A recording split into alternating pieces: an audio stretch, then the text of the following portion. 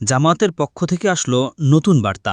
জামায়াতের দাবি, তত্ত্বাবধায়ক সরকার, কেয়ারটেকার সরকার, অন্তর্বর্তীকালীন সরকার যে ফর্মে সরকার থাকুক না কেন, সেই সরকারটার অধীনে যদি লোকাল গভর্নমেন্ট ইলেকশন হয় তাহলে এটা অনেক বেশি ফেয়ার এবং গ্রহণযোগ্য হবে।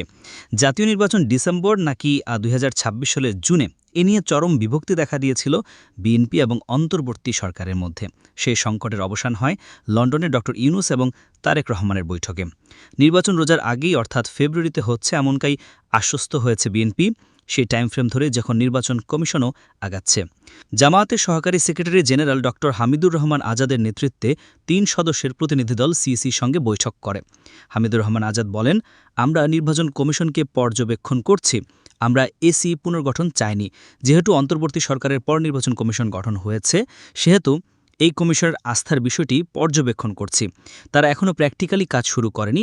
অতীতের মতো দলীয় সরকারের অধীনে তো এই কমিশনে নিয়োগ হয়নি, এই সরকারের আমলেই নিয়োগ হয়েছে। বাংলাদেশ জামায়াত ইসলামীর সহকারী সেক্রেটারি জেনারেল ড. হামিদুর রহমান আজাদ বলেছেন, আমরা প্রধান নির্বাচন কমিশনারকে জাতীয় সংসদ নির্বাচনের আগে স্থানীয় সরকার নির্বাচন করার জন্য বলেছি। নির্বাচনকালীন একটি তত্ত্বাবধায়ক অন্তর্বর্তী সরকার যেটিই হোক, সেটা হবে এর অধীনে স্থানীয় সরকার নির্বাচন হলে ভালো হবে। দলীয়ভাবে ভোট হলে দলের সরকার তার প্রার্থী জয়ী করে নেয়, তাই নিরপেক্ষ সরকারের অধীনে স্থানীয় সরকার নির্বাচন সুষ্ঠু হবে। আমরা জাতীয় নির্বাচনের আগে স্থানীয় নির্বাচন চাই। ন্যাশনাল ইলেকশনের আগে আমাদের দাবি লোকাল গভর্নমেন্ট ইলেকশন করা। এটা এবারের জন্য, ভবিষ্যতের জন্য অন্তর্বর্তীকালীন সরকার বা যে ফর্মে নিরপেক্ষ নির্দলীয় সরকার আসবে তার অধীনে করা। বুধবার রাজধানী আগারগাঁওয়ে নির্বাচন ভবনে প্রধান নির্বাচন কমিশনের সঙ্গে বৈঠক শেষে কথা বলেন তিনি। ভিডিওটি ভালো লাগলে অবশ্যই লাইক দিন। আপনাদের মূল্যবান কমেন্ট আমাদের জন্য অনেক গুরুত্বপূর্ণ। সামনে নতুন ভিডিও পেতে চ্যানেলটি সাবস্ক্রাইব করে রাখুন। 36J24 এর সাথেই থাকুন।